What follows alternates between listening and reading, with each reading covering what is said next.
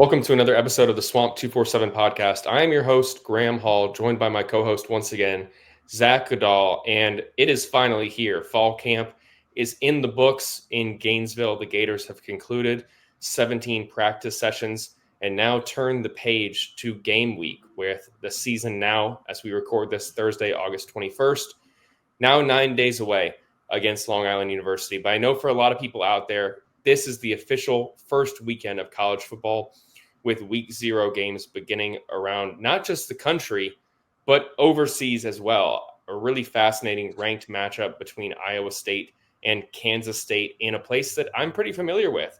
I took my honeymoon to Ireland back in July, and now both the Cyclones and the Wildcats are in Dublin to square off in week 0 in a ranked matchup this Saturday at noon. So, Zach, college football finally looks like it's here, and we can finally start talking about the opposing teams rather than doing what we've done for the last 8 months. We're just focused solely on the Florida Gators. How excited are you for the college football season to finally be here? I'm stoked, man. It's been a long off season getting back onto this beat. I've been waiting for games to get started since January 16th when I got underway. But yeah, I'm with you that it's fascinating that Farmageddon is overseas now. I'm gonna have to come back to it and workshop it, but I want to figure out some sort of like Guinness play or split the G play on Farmageddon, but it's not coming to me right now. Unfortunately, I'm not known for my humor.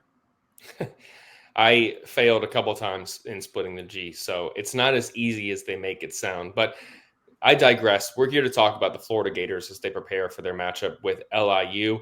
Florida held its second and final scrimmage of fall camp on Saturday. And if you were following our information over at Swamp247, which I highly encourage everyone to do, you may have felt a little bit alarmed initially with the revelation that DJ Lagway did not participate at all in Saturday's final scrimmage. Now, you could easily see that as a negative, but everything that we have heard is that Florida has just continued to take a cautious approach with him, and they felt that it was more valuable to provide elevated snaps to the 3 backups in the mix in Gainesville right now. And those are Aiden Warner, the former Yale transfer, who since the 2024 season concluded, we have heard consistently that he's showed promise, has looked better, and has had a little bit of an advantage at securing the second string role. But they also brought in a veteran journeyman in Harrison Bailey, a guy who's made multiple stops, was a former highly rated quarterback at Tennessee. Now he's in Gainesville and appears to continue to split reps with Aiden Warner, but it's going to be difficult to see how that battle shakes out. Obviously, Tramell Jones Jr. is also in the mix there and has taken some reps with the second team offense, but we've heard that there is some separation between Bailey and Warner, and Jones should be considered the 4th string quarterback right now on Florida's roster, though it's not out of the question that you see him at some point this upcoming season, potentially in that week 1 contest against Long Island, considering the caliber of opponent. Zach, everything that we heard, though, throughout the scrimmage was that Warner took more first-team reps with Lagway out than Bailey did. But what I've heard in the recent days is that it's not clear-cut that Warner is the second-string guy. Bailey has looked more and more impressive as fall camp has gone on.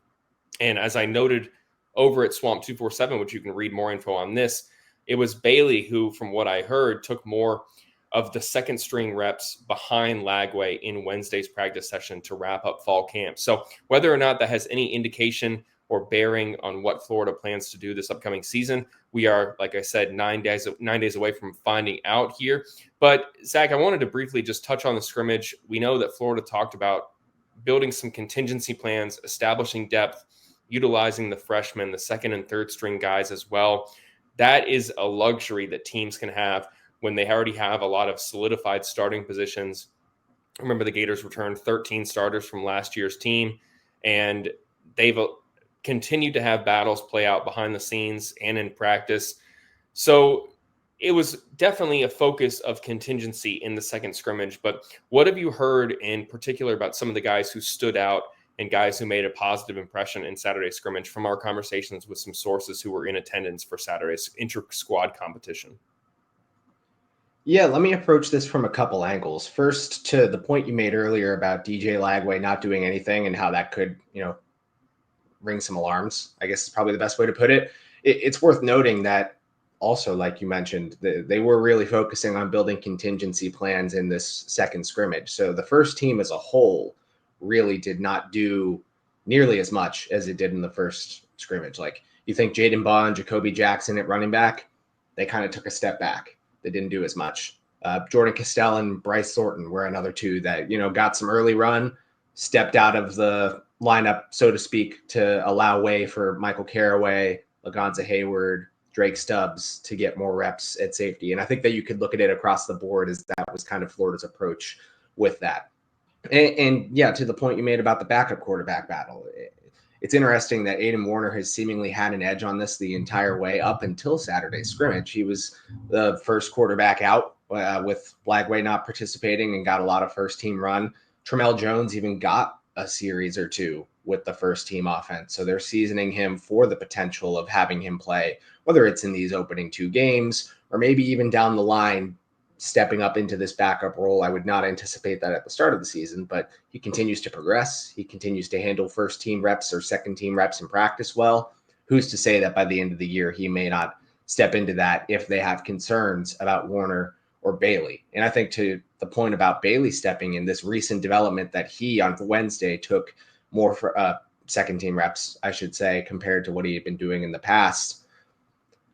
I think that is a little bit of a cause for concern in and of itself. And maybe they're just prepping him and still trying to figure it out. But as Billy Napier mentioned the other day, he wished they had more clarity on this backup quarterback role. And if they're 9 days out from the season and they're starting to switch it up a bit because they're still not figuring out exactly who they want to be, that guy that, whether it's DJ Lagway goes down with an injury and they've got to throw someone out there, they're cautious with him in these opening games and they're not sure who they want to put out first when they go to the backup quarterbacks.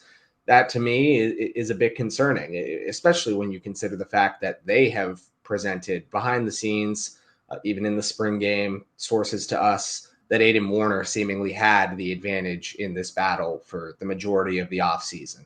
But regardless, at the end of the day, we said this on the podcast last week, I believe, like there is much more fixation on this second string quarterback battle as a result of the nature of DJ Lagway's offseason. And in theory, when you consider that he's now taking 11 on 11 reps as of Monday, he is showcasing more mobility and seemingly handling it well in these live settings, as you reported from Wednesday's practice.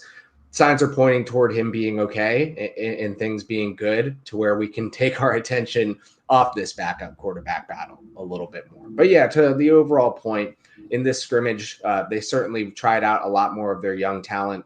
I'm sure some of the players that have even stood out among that group, you think Jaden Woods, you think Vernell Brown, they've gotten first team run throughout the offseason as a result, mixing from injuries as well as they appear ready to play as true freshmen. They seem like players who can make an impact. Those type of guys were getting even more run. And you would think the same of Nashawn Montgomery and Luis Tonkara at wide receiver, of the freshman defensive linemen, Joseph Mbachu and Jeremiah McLeod. And these are just a couple of examples, but they really, contingency plan is the right word, as you put it. I think that's what they were ultimately trying to get out of this second scrimmage with having as many returning starters as they have. Yeah, I think that it's quite interesting that they're in a point where they can be preparing for contingency plans. And anyway, you spin it, Florida fans may be taking that as a negative in a sense, just given some of the health concerns. But I think it's a wise decision to make. It's a brutal sport. It's a gladiator sport, as coaches say, and guys are going to go down, and you have to have someone, I hate to use a cliche here, who's going to be the next man up, who's going to be able to step into that role. With that said, there are a lot of first-year guys, and you mentioned a couple of them, and Vernell Brown and Jaden Woods, who I think are tracking to be impact players for Florida from the jump here. And that's really impressive to have some freshmen on a team with so many returning starters who have carved out or are in position to carve out roles for themselves when the 2025 season opens. Vernell Brown is a really interesting one because I've said throughout the spring and into fall camp that I thought that Dallas Wilson had maybe the edge when it comes to freshman wideouts in terms of playing time for him. But the injury to Wilson, coupled with the desire and the willingness, so to speak, of Vernell Brown to play a returner role for Florida, both on kickoff returns and on punt returns, is really putting him in a position to garner some favoritism within Florida's room, build that trust among the coaching staff and his teammates, and also give him a chance to be out there at a considerable rate. And I think it's a really interesting scenario. But Jaden Woods is probably the most impressive of the freshmen, just given the position. You see freshman wide receivers come in a good bit and be able to contribute because they have advanced development. It's not as physical necessarily of a position, and you have a chance to, in your senior year in high school, to get yourself ready to be able to make an instant impact when you get to college. But the defensive front is a far different story, especially when you talk about the complexity of playing a position such as the jack linebacker, where you have to drop into coverage, rush the passer, know your individual assignments, when to stay home. That is a difficult position to play, not even just as a freshman, but to be able to come in and do it and push the guys in the room around you and come in and break a lot of the, power records that were set by George Gumbs Jr. a year ago. Everything we've heard just looks like, it sounds like Jaden Woods is going to come in and be able to play from the jump. But as much as I think we're going to see them out there, regardless of the opponent, I do get the sense, and I want to get your take on this, that we're going to see not just the freshmen, but the second string, third string guys, especially on defense, play an elevated role when the 2025 season opens. And I mean this in no disrespect to Long Island University, but you look at the rest of Florida's schedule in comparison to that first game, it may be difficult to get opportunities and snaps for some of these young underclassmen or guys who are still looking to crack the rotation. This is probably the game, and maybe you can even include USF in this as well. These are probably the two games that you're going to have a chance to play a ton of freshmen, a ton of backups for not just one series or not just in quote unquote garbage time when the game is out of reach. They could be playing in the first half and getting in the game, which is why I think Florida is trying to give them also elevated practice reps. Do you get the sense that Florida is going to rely heavily on the backups against Long Island, even if, and let me add this caveat, they do go out there and play the projected first team guys just to get them some in-game snaps and kind of shake off some rust and allow them to go out there and hit someone, which I think is obviously incredibly valuable to a team's competitive chances. You can't just simulate tackling anymore. You can't just tackle opponents, teammates that you're familiar with. You have to go tackle the opponent regardless of the caliber. I do think that we'll see the starters a good bit initially, but I get the sense that we're going to see a ton of backups, unheralded players there for the majority of the game next Saturday. Do you agree with me, or do you think that it's worth Florida playing the starters for an extended period of time, maybe even the first half, just due to wanting to shake off some of that rust and get them all out there together? Or is there a worth it for Florida to play the contingency guys and maybe hide a little bit? I hate to say be a little bit vanilla on offense, but maybe hide a little bit of what they're looking to do. Which camp are you falling into right now with 9 days out before the season opens? Yours, I sure do. The way I see it is that, I mean, we say no disrespect to Long Island, but it's inherently, I guess, a bit disrespectful. But everyone knows what it is, right? What the level of competition that's coming into the Swamp on week one. I see it to where it wouldn't surprise me if the majority of scholarship players take the field that night, and even some walk-ons for this contingency plan idea of getting depth players ready. Because once you get past week two, those guys need to be ready to step in against LSU, Texas, name them on the schedule, Georgia, the big opponents, the big dogs, so to speak. In the event that someone gets hurt or someone's underperforming, those guys have got to be ready. And these are your prime opportunities to make that happen. So what I would imagine is, again, a lot of these players play against Long Island. We see the starters probably go a little longer against USF, but we still see these depth players, freshmen, maybe not all of them come week two, but a decent number of them still trickle their way in, especially as you get into that second half against the Bulls. And at the end of the day, the practice setting can only offer you so much, right? The simulated tackling, the quarterbacks not being allowed to be touched, frankly. So these are two incredibly important games for someone like Tramel Jones, for Jaden Woods, for the wide receivers. You name it. Like, it's just going to be different when it comes to the physicality, the intensity, the live reps, playing through the whistle, unlike they would do in practice. And it's I probably a little bit less important, but important nonetheless, is the game day environment too. Like at best, they're amplifying on speakers the sound of a crowd in these practice settings. It's going to be a lot different when, let's assume 75 to 80,000 are there for the Long Island game for at least like the first half.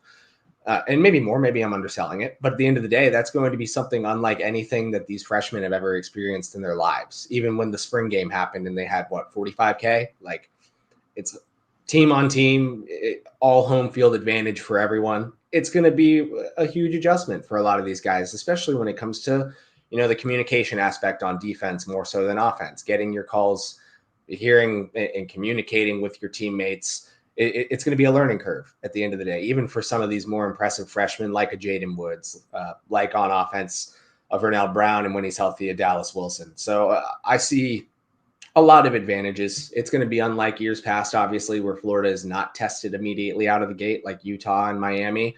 And to me, that's advantageous. The schedule gets hard enough as it goes on. They didn't need to come out firing against another Power 5 huge matchup with all the returning starters they have. They've got a lot of players that need to be prepared for that slate when it gets later into the season. So this is a good start, I think, for those young players. Yeah, the Gators have arguably the toughest schedule in the nation. Even with playing Long Island, they are number 2 in ESPN strength of schedule behind Oklahoma.